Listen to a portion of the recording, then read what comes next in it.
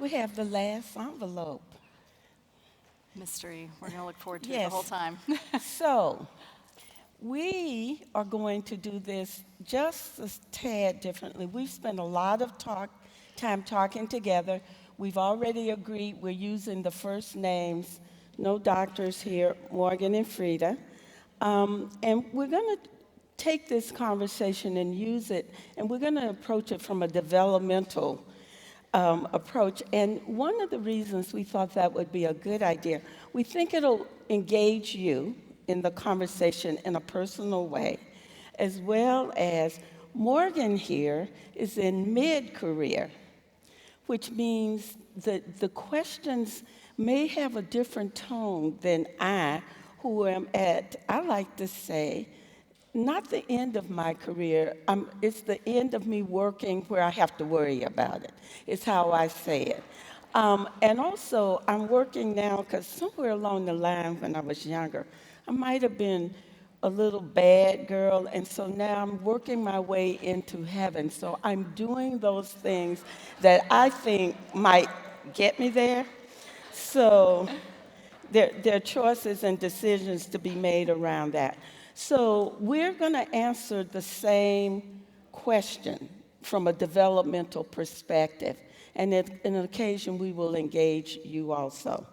So the first question was, what excites you most about the work that you do? And Morgan is going to tell you what excites her. So thanks, Frieda, for giving that introduction, and it's such a pleasure to be able to learn from these conversations that are happening, and even just in our time prepping together to be able to learn from you, so thank you for that. I think the thing that excites me most about the job that I have is being able to listen to people and being able to learn from people really in all different kinds of environments from all over our state. And also to be able to learn really from our frontline staff and our health departments and our program staff, our planning staff, because there's so much insight and there's so much wisdom there. And then being able to think and put pieces of the puzzle together to figure out how we might be able to move forward just a little bit further together, and what levers we might be able to lean on a little bit harder to particularly advance child health in the state. Thank How about you? Yeah, and for me, one of the things that excites me a lot is being able to have been a mentor, being a mentor to a lot of people. And I wondered, could I have a show of hands of how many of you have mentors or been mentored in your careers? Good, good. That's really good. And we need to have more of that because that's a really important concept. Research says if you've been mentored, you get a lot further faster than if not. So, and we really believe in each one, give one. So if you've been mentored, you really have an obligation to do that. So I've been doing that in what I call my day job and some other places also. And also to work with, I'm very excited about the work that I'm doing with ACE Nashville, because after I left the state as the Assistant Commissioner for Mental Health and did some work at Meharry, I needed a place to land to be able to give back. And so to be able to do that work with ACE Nashville, where we're looking at preventing and mitigating childhood adversity, has been very exciting. Now, having said all of that, I'm going to move to the next question now. And the next question is, think of a time when you were inspired with an idea when you were successful. So thanks for the opportunity to answer the question. I think one of the biggest successes that we have had, particularly for child health in the state of Tennessee, has been our decline in infant mortality that we saw in our 2018 data. This was a huge accomplishment, really reflective of the work of numerous sectors across the state. And being able to look at data and what is driving our infant mortality rate, knowing that is a key indicator of the health of our population. And we now have a whole kindergarten class that will see kindergarten this year that may not have seen it in the 2 prior years.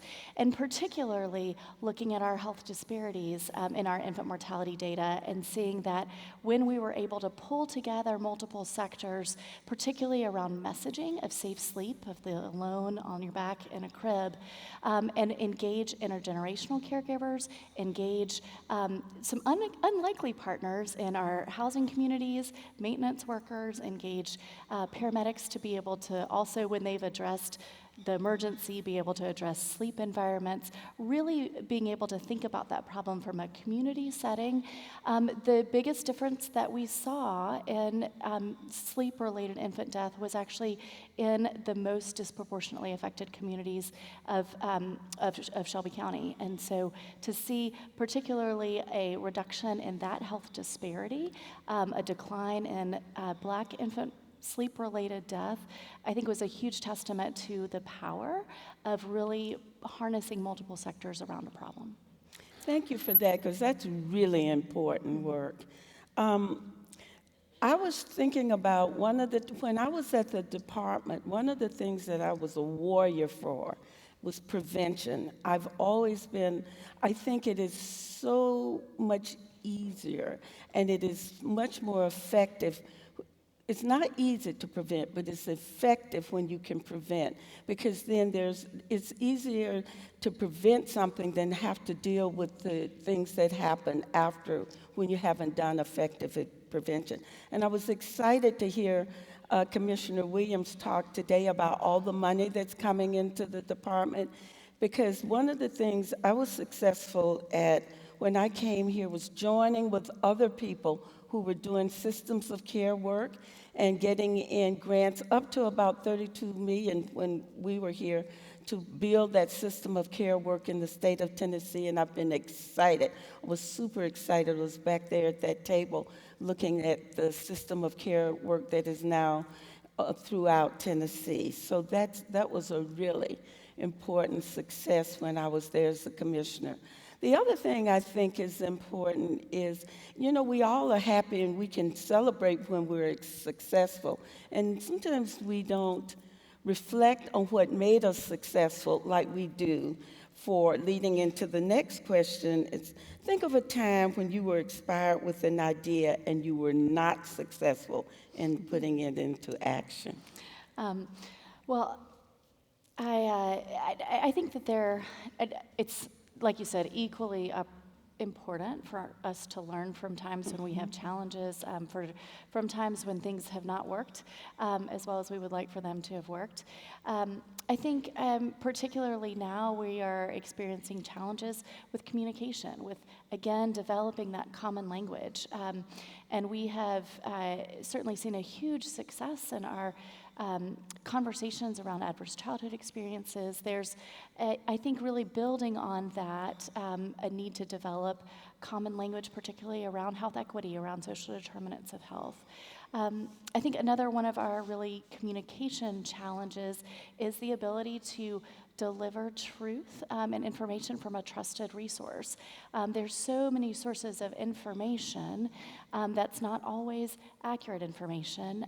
Certainly people are driven by fear, and often those fearful stories get propagated much more so than accurate information. And so I think that's a definite challenge when we're thinking about communicating any messaging with our partners, and particularly engaging communities in ways that those messages resonate.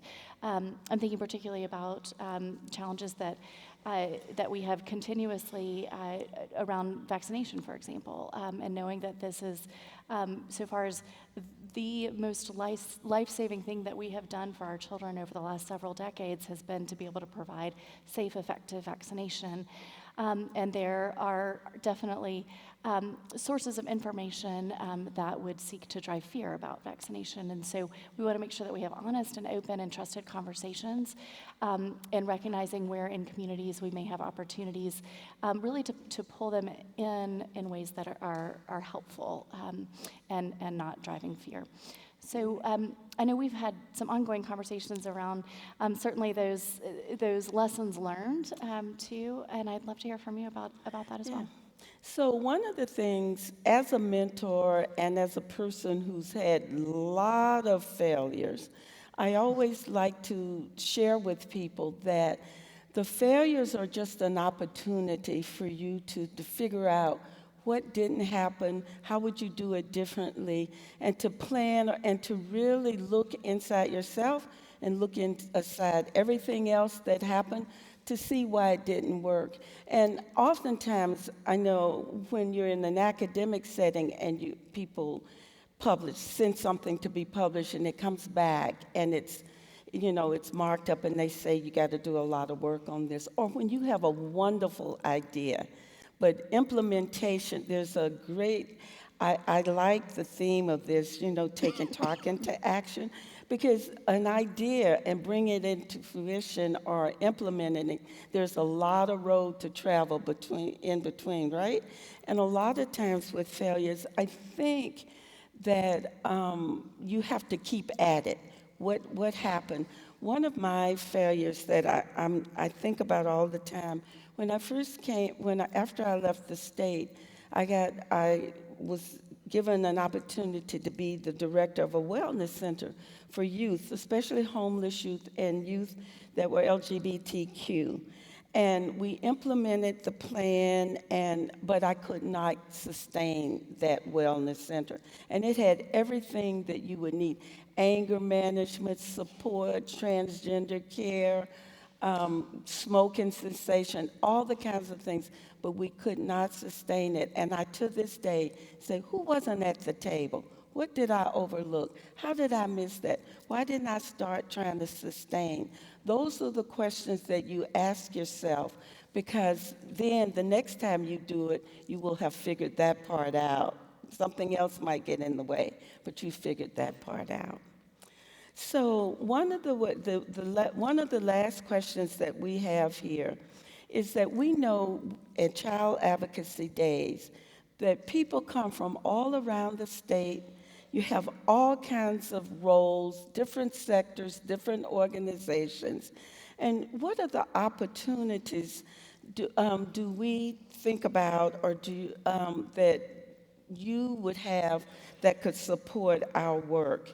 And one of the things that I think Mr. Phil Accord said today, one of the things I want to applaud everybody, you showed up and you're staying here. You're staying here to the end. To me, that is one of the things the opportunities that you are taking advantage of to engage with us, and to maybe listen to something that we're going to say that you can take back or help us to support our work.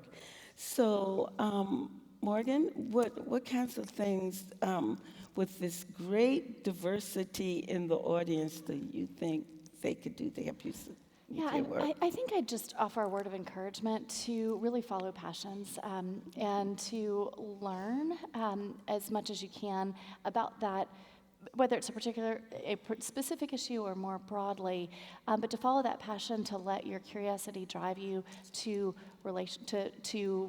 relationships, and whether those relationships are with people that are within that sector or people that may be in different sectors, to figure out how to drive that collective impact, and how is it that I can help you meet your goals, that you can help me meet my goals, that we can move forward together with a combined agenda. And I think that's important, whether we're talking one-to-one with individuals, with family members, with community leaders, or whether we're talking with our state legislators or our federal delegation, to know what is it and how can we build a relationship and work together, because we really do have common interests, and how can we build on those. One other just quick plug that I'll put in for those that are interested, particularly in health and maternal and child health, we do have an ongoing needs assessment process that we are in the midst of reformulating our goals for the next 5 years, developing our priorities and a needs assessment. And we have a meeting on May the 1st at the Williamson County Emergency Response Center. Would love to see you guys there, to see the data, to really weigh into what's important for you. So thank you. That was really good. So we all like to say it takes a village, and it really does. But sometimes when we say things, we say, well, so what does that mean when you unpack it? And, children will get at you with that. They'll say, well, what do you mean? And then, you have to go on and on. And for me, that's what this question engendered in me. So what do we mean? If we had time, I'd have everybody to stand up and say what you do, what you're passionate about, and where you think you could make the best or are making the best contribution, and how you could support the agenda of all of us. That would be in my fantasy to do. But I want you to think about that and think about and answer that question for yourselves, because we know that if we are going to have a state where health equity drives what we do, it's going to take different experiences, different skills, different shared attitudes, and constant work together, because there's a lot of work to do and nobody can do it by themselves. We have to have everybody at the table and everybody doing what they can do best and maximizing that.